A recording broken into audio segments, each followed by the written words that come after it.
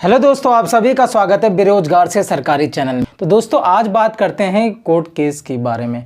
तो आज court case का हियरिंग थी, उससे रिलेटेड जो डेट दी गई थी जिसका इंतज़ार हम लोग कर रहे थे कि 26 जुलाई को आज हियरिंग है। आज रिजल्ट लगभग आने सा है, बिल्कुल क्लियर हर स्टूडेंट मान के चला था कि आज क्या रिजल्ट आएगा, किस तरीके। मैंने भी इससे पहले 2-3 दिन पहले वीडियो बनाई थी और कहा था एक पॉजिटिव रिजल्ट, बस भगवान से प्रार्थना कर रहे हैं कि एक पॉजिटिव रिजल्ट आए जो कि हर एक स्टूडेंट के लिए बहुत ही ज़्यादा हेल्पफुल हो। ठीक, तो इस चीज़ के लिए हम लोग बहुत बेसब्री से इंतज़ार कर रहे थे। लेकिन आज क्या हुआ, वो 4th सैटरडे कोई कह रहा है कि सैटरडे की वजह से उस कोर्ट को आज हियरिंग उसकी नहीं हो पाई और ये कहा जा रहा है कि 28 जुलाई को एक मौका मिल सकता है कि उस दिन हियरिंग हो सके, लेकिन वो भी क्लियर नहीं है एक तरीके से। तो हॉलीडे होने की वजह से या फिर आज जो सैटरडे है इसकी वजह से चीज़ें क्लियर नहीं हो पाई। अब यहाँ पे बहुत स्टूडेंट परेशान हो रहा है, बहुत सारे स्टूडेंट इस वजह से। ये जो कोर्ट केस में वैकेंसी में जो बहुत से लोग कह रहे हैं स्टे लगाए या फिर कोर्ट में गई है वैकेंसी या फिर इस पर हियरिंग हो रही है या फिर इसके रिजल्ट की उम्मीद कर रहे हैं बहुत से स्टूडेंट। इसमें बहुत सारे स्टूडेंट परेशान हो रहा है। कौन कौन सा स्टूडेंट परेशान हो रहा है इस भर्ती प्रक्रिया का लेट होने की वजह से। अब इसमें परेशान हो रहा है जो 10th किया हुआ स्टूडेंट है, वो भी ITI किया हुआ है वो भी, और जिसने अप्रेंटिस की हुई है 10th ITI और अप्रेंटिस भी की हुई, सारे स्टूडेंट परेशान हो रहे हैं। हर एक वो क्वालिटी स्टूडेंट जो सीरियस है, जो नौकरी लेना चाहता है, जो मेहनत कर रहा है, जिसे कंपटीशन से कोई डर नहीं, दिन रात अपने आप से मतलब हर दिन हासिल कर रहा है कि बस अब एक दिन 1 मार्क्स बढ़ा रहा है, 2 मार्क्स बढ़ा रहा है, 5 मार्क्स बढ़ा रहा है। मतलब अप्रेंटिसशिप करने के बाद ही 50 लाने के बाद भी उसके अंदर भूख लगी है कि मुझे 60 जाना है, 65 जाना, 70 जाना है। 10th वाला भी 60 लाने के बाद वो 65, 70, 75 के ऊपर। वैसे ITI वाला स्टूडेंट भी, मैं भी ITI से हूँ, RSC ट्रेड है मेरी, आप सबको पता है, मैंने आपको बताया था रेफ्रिजरेशन एयर कंडीशनिंग। तो अब ITI वाला स्टूडेंट और मतलब अप्रेंटिस वाला 10th वाला सब परेशान हो रहे हैं क्योंकि एग्ज़ाम बहुत लेट हो रहा है। और ये बहुत से स्टूडेंट, मेरी तरह बहुत से स्टूडेंट्स का ये एग्ज़ाम बहुत उनके लिए बहुत इंपॉर्टेंट है। हर कुछ दांव पे लगा दिया इस एग्ज़ाम के लिए। ठीक, हर चीज़ अब डिटेल में इस वीडियो में थोड़ी एक्सप्लेन करेंगे, इससे पहले भी एक्सप्लेन कर चुके हैं। हर एक स्टूडेंट के हर एक प्रॉब्लम में हर समस्या है। किसी की एज ओवर की वजह से हो रहा है, किसी के साथ एक एलिजिबिलिटी एजुकेशन की वजह से ये एग्ज़ाम उनके लिए इंपॉर्टेंट है, किसी के लिए बहुत अच्छी अपॉर्चुनिटी है जिसके थ्रू एक सेंट्रल डिपार्टमेंट, जो सेंट्रल गवर्नमेंट का डिपार्टमेंट है रेलवे, उसमें एंट्री कर सकते। अरे यार, सब एक परिवार है, स्टूडेंट कम्युनिटी एक ही होती है। चाहे वो अप्रेंटिसशिप वाला स्टूडेंट हो वो भी 10th करके आया है ITI तक, एक ITI वाला स्टूडेंट हो वो भी 10th करके ITI आया है, और जो 10th वाला है वो ITI कर नहीं पाया है या फिर वो आगे जो उसने ग्रेजुएशन की है, वो भी सब एक पार्ट है यार। सब स्कूल कॉलेजेस और इन तरीके के जो भी इंडस्ट्रियल इंस्टीट्यूट्स हैं उनसे उन्होंने प्रशिक्षण लिया हुआ है। हर एक स्टूडेंट है यार, हर एक मेहनत करता है, लेकिन उन्हें डिवाइड करके ये सब चीज़ें अलग अलग, कोई किसी को जिसकी तरफ जो स्टूडेंट्स की ज़्यादा नंबर्स अट्रैक्ट हो रहे हैं वो उनको गरीब लाचार बता दे रहा है, कोई किसी को बता दे रहा है। अरे लेकिन आज की डेट में आप किसी से पूछ लो, देखा जाए तो आज की डेट में आज सिर्फ ITI नहीं, आप अप्रेंटिसशिप वाले पूछ लो, क्या उन्हें हर रेलवे की हर वैकेंसी में हक मिल रहा है? क्या उनकी कोई बात कर रहा है? नहीं। क्या 10th वाले की कोई वैकेंसी में रेलवे की हक मिल रहा है? ALP में 10th अलाउ नहीं। ठीक, 10th के साथ ITI होनी चाहिए आपके पास, उसके साथ आपका टेक्नीशियन 10th अलाउ नहीं, 10th के साथ आपके पास ITI होनी चाहिए भी पोस्ट की जो ट्रेड मांगी गई उसके एलिजिबिलिटी के हिसाब से। ठीक, उसके साथ साथ आपका अगर NTPC ले लो, ग्रेजुएट लेवल 10th अलाउ नहीं, ग्रेजुएशन होना चाहिए। Under graduate level 12th 10th allow नहीं, उसमें भी आप क्या चीज़ें कर सकते हो। अब उसके साथ और भी पैरामेडिकल, इसमें हायर एजुकेशन मांगी गई है, ये सब चीज़ें क्लियर हैं। और भी चीज़ें अगर आप देखोगे डिटेल में, उसके बाद आपको बच्चा ग्रुप D, उसमें 10th अलाउ था। और यहाँ पे ये बात हो रही थी कि ITI वालों को अगर टेक्निकल, कुछ लोग कहते हैं कि टेक्निकल पोस्ट मिल जाए और नॉन ITI वालों को उनकी नॉन टेक्निकल पोस्ट मिल जाए। सेम चीज़ें आप अप्रेंटिसशिप वालों के लिए भी ले लो। अगर बात करनी है फिर सबकी करो, हर कोई कर सकता है अपनी। 10th वाले भी कहें कि हमारी एलिजिबिलिटी नहीं है, कोई कहे कि हमारी एलिजिबिलिटी नहीं है, अप्रेंटिसशिप वाले कहे, ITI वाला के हमारी एलिजिबिलिटी नहीं। बात ये हो रहा है कि यहाँ पे जो एग्ज़ाम प्रोसेस डिले चला रहा है, एग्ज़ाम शिफ्ट हो रहा है, आगे जा रहा है, डेट पे डेट मिलती जा रही हैं यार। मार्च, अप्रैल, मई, जून छोड़ के जुलाई, और जुलाई में भी नहीं। इससे तैयारी कर रहे हैं यार, तैयारी दिन रात तैयारी कर रहे हैं, एक एक चीज़ें पढ़ रहे हैं, क्लियर कर रहे हैं, स्कोर इंक्रीज़ कर रहे हैं। टारगेट बनाना होता है कि इस दिन तक हमको चीज़ें क्लियर करनी है, वही दिन रात हमको मेहनत करता है उस बुरे टाइम में भी कि डेट आने वाली है, डेट दे दी गई है, अब तैयारी करनी है। अगर ये लास्ट ऑप्शन है, लास्ट ही है, ये इस बार पूरी ताकत लगा देनी, वो चीज़ें करनी पड़ती हैं। अब ये सब चीज़ें होती हैं तो परेशान हो जाते हैं। अब मेरे जैसे बहुत से लोग होंगे जिनके घर में इनकम का सोर्स भी वही होंगे, उनके फादर नहीं होंगे, या फिर उनके घर में मेडिकल इश्यूज़ बहुत होंगे, माँ के साथ या फैमिली में किसी और उनके साथ, उसमें एक्सपेंसेस, उसमें खर्चे जा रहे होंगे, उसमें बहुत सा खर्चा जा रहा होगा। ठीक, मेंटली वो बंदा स्टेबल नहीं होगा, परेशान हो चुका होगा, उसके साथ उसको अपनी प्रिपरेशन कर रही है, उसकी वाइफ होगी और कुछ होगा। ठीक, तो इन सब चीज़ों को मैनेज करते हुए प्रिपरेशन करनी होती है यार, बहुत परेशान हो जाते हैं। प्रॉब्लम यहाँ है ITI की, नॉन ITI की। या अब मुझे देख लो यार, मैं सिर्फ एक चीज़ के लिए कह रहा था, बस पॉजिटिव रिजल्ट आ जाए। पॉजिटिव रिजल्ट मतलब एग्ज़ाम हो जाए, ये भर्ती प्रक्रिया कंप्लीट हो जाए, डेट आ जाए, पेपर देने चले जाएं, अच्छे से रिजल्ट आ जाए, लोगों का DVO मेडिकल के लिए आ जाए जिसने मेहनत करी है, और उसी के बाद ज्वाइनिंग लेटर आ जाए।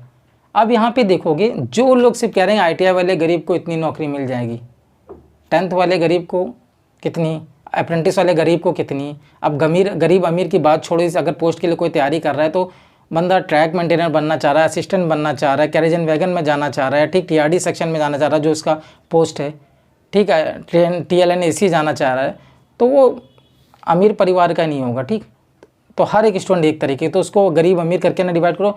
और दूसरी बात, 40 लाख कोई बता रहा है, 30 लाख ITI को बता रहा है, कोई 20 लाख ITI को बता रहा है, कोई 10 लाख ITI को बता रहा है। ठीक, अगर भला करने चाह रहे हो तो 28,000 पोस्ट पे खाली अगर गरीब का भला भी होगा तो 28,000, बाकी क्या अमीर हो गए, या फिर वो गरीब अमीर हो जाएंगे, नौकरी नहीं मिलेगी, उनको भूल जाओगे। सिर्फ 28,000 का तो भला होगा, बाकी क्या हुए, बाकी मतलब वो स्टूडेंट नहीं है, वो मेहनत नहीं किए हैं, उन्होंने ITI नहीं करी है, जो आज आपके सपोर्ट में खड़े हैं, उन सबका क्या होगा। अरे इतने लाखों में स्टूडेंट ने, कोई कह रहा 30 लाख 40 लाख स्टूडेंट ने किया, उनमें सबको हटा के सिर्फ 28,000 लोगों को नौकरी मिलेगी। वैसे 10th में भी देख लो, तो यार कंपटीशन क्लियर करना पड़ेगा, चाहे कुछ भी क्वालिफिकेशन लागू हो जाए, तो पढ़ाई करनी होगी। और यहाँ पे मैं कुछ भी नहीं कह रहा हूँ कि ITI हो, 10th हो, या फिर ग्रेजुएशन हो, या कुछ नहीं, मुझे मेरा एग्ज़ाम हो जाना चाहिए जिसके लिए मैं तैयार करूँ, जिस पे मैंने हर चीज़ दांव पे लगा दिया है, ये एग्ज़ाम हो जाना चाहिए। यार स्टूडेंट्स से बात करके देखो यार एक बार, इस तरीके की बातें मैं स्ट्रेट फॉरवर्ड इसलिए बोल रहा हूँ, मैं, आप देख सकते हो, मैं 10th वालों के लिए बोल रहा हूँ, मैंने 10th भी की है, मैं ITI वालों के लिए बोल रहा हूँ क्योंकि मैंने ITI भी की है, मैंने अप्रेंटिसशिप नहीं की है, मैं उनके लिए भी बोल रहा हूँ। मैं एज अ स्टूडेंट जो मेहनत कर रहा है वो यही चाह रहा है, हर मेहनत करने वाले स्टूडेंट को मौका तो एटलीस्ट मिलना चाहिए, एग्ज़ाम की भर्ती प्रक्रिया तो चालू होनी चाहिए, इतना लंबा भी नहीं खींचना चाहिए कि अभी भी आज तक कोई उम्मीद नहीं कब होगा, कब हियरिंग होगी, कब रिजल्ट होगा, या फिर कब तक मतलब जाएगा, कितना लंबा खिंचता हुआ चला जाएगा, कोई अता पता नहीं, अनंत वाला सीन हो जा रहा है। वरना तो एक चलो ठीक था, ठीक है, अभी जो चीज़ें चल रही थी नहीं है। अब असल बात ITI देखा जाए, जब रेलवे ग्रुप D के लिए ऑफिशियल नोटिस रेलवे ने खुद निकाला था, तब मैं भी खुश हुआ था कि एटलीस्ट मेरी ट्रेड से जो मैंने ITI की है, मुझे फाइनली वो मौका मिलेगा, ताकि अब मेरा सिलेक्शन उस कंपटीशन को थोड़ा डिवाइड हुआ था, जब स्पेशल एजुकेशन रख दी जाती है। बहुत खुश हुआ था क्योंकि ITI और ITI के बेसिस पे मैं ALP टेक्नीशियन में एलिजिबल नहीं था, तो हर ITI वाला स्टूडेंट एलिजिबल नहीं होता है ALP में, और उसके साथ साथ टेक्नीशियंस में ट्रेड वाइज मांग लेती है। ITI में बहुत ट्रेड्स होती है, तो हर ITI करने वाला टेक्नीशियन में एलिजिबल नहीं हो पाता है। ठीक, ALP में हर ITI करने वाला एलिजिबल नहीं हो पाता है क्योंकि उसमें मेडिकल स्टैंडर्ड हाई रखे हैं। अब आइस का देख लो उसमें, ठीक, ALP का मेडिकल स्टैंडर्ड हाई रखे हैं, तो हर कोई उस मेडिकल स्टैंडर्ड को मैच नहीं कर पाता है। तो ये भी नहीं कहा जा सकता कि सिर्फ ITI है आपके पास तो आपको हर जगह ऑप्शन मिल रहा है, ALP में भी टेक्नीशियन में भी, ऐसा नहीं है, इसमें भी चीज़ें अलग हैं। तो मैं वो भी दर्द समझ रहा हूँ, वो नोटिफिकेशन को देख के जब हुआ था कि ग्रुप D में ITI होना चाहिए कंपलसरी, जब निकाल दी गई थी वो नोटिस, मैं भी खुश हुआ था। लेकिन जब वो निकाला कि 10th हो गया तो मैं फिर से फिर मैंने देखना तो चलो डेट हो रही है, आगे पीछे हो रहा है, ये सब चीज़ हो रही है। फिर मेरा एक मकसद है, मैं तैयारी करने के लिए तैयार हूँ, मैं कंपटीशन से लड़ने के लिए तैयार हूँ, मैं मेहनत मतलब अपना पूरा बेस्ट देने के लिए तैयार हूँ, लेकिन एग्ज़ाम का एक वो चीज़ें क्लियर हो जाएँ। अब बस ये प्रार्थना करते हैं कि हर एक स्टूडेंट के लिए पॉजिटिव रिजल्ट आए।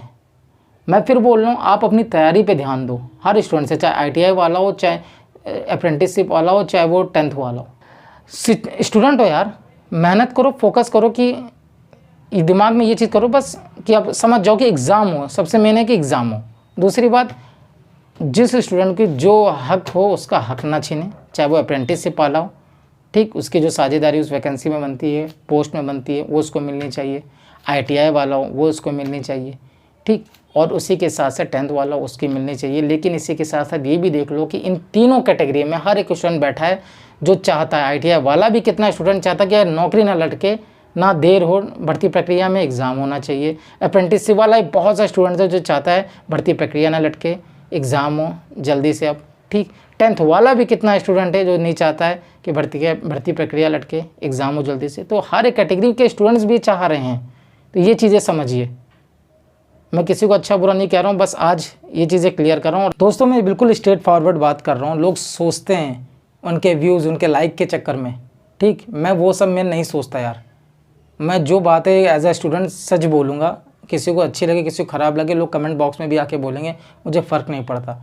एक स्टूडेंट जो मेहनत कर रहा है वो यही चाहता है जल्दी एग्ज़ाम हो, जल्दी भर्ती पे क्या हो, क्लियर हो, उसका जॉइनिंग लेटर हो, उसका सिलेक्शन हो, बस ये चीज़ें हैं। क्योंकि हर वो स्टूडेंट घर में बैठ के कमेंट करना आसान होता है, लेकिन जिसकी ज़िंदगी पूरी तरीके से दांव पे लगी हुई है एक एग्ज़ाम पे, ठीक, जिसमें बहुत कुछ निर्भर हो। एक छोटी बहन है, उसकी शादी ब्याह करना है, जब खुद कमा पाऊँगा इतना तब जाके लोन वोन लेके शादी कर पाऊँगा। इतना कर्जा है जो तब ख़त्म हो पाएगा जब एक अच्छा फिक्स सैलरी बन पाएगी।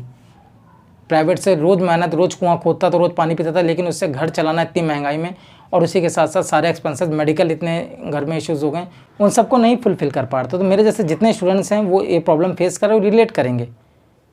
अगर वो अपने घर के गार्जियन, उनके फादर का अगर उनके हाथ सर पे हाथ ना हो, तो बहुत सी चीज़ें हैं दोस्तों। तो दोस्तों आज थोड़ा सा परेशान हूँ, और एक चीज़ बोलना चाहूँगा, कल संडे तो आज कोई टास्क नहीं आएगा। तो एक टास्क, सिंपल ये टास्क है कि आज आपका रेस्ट डे है, और उसी के साथ साथ आज तक जो डेट 10 तक जितने टास्क दिए गए थे उसमें से कोई भी टास्क आपका अगर मिस हो गया हो आपसे, या फिर उसी के साथ साथ कोई इनकम्प्लीट रह गया हो, या फिर आपने कुछ ना किया हो, किसी में डाउट हो, किसी टॉपिक में, किसी चैप्टर में, किसी चीज़ में भी, उसको क्लियर करना है। एक तरीके से इस रेस्ट डे को भी अगर आप यूटिलाइज़ करना चाह रहे हो समय को अच्छे से, तो जितना भी अभी तक आपके 10 दिन में चीज़ें हुई हैं उनमें से कुछ भी छूटा हो, कुछ भी रिकवरी है वो कर लो।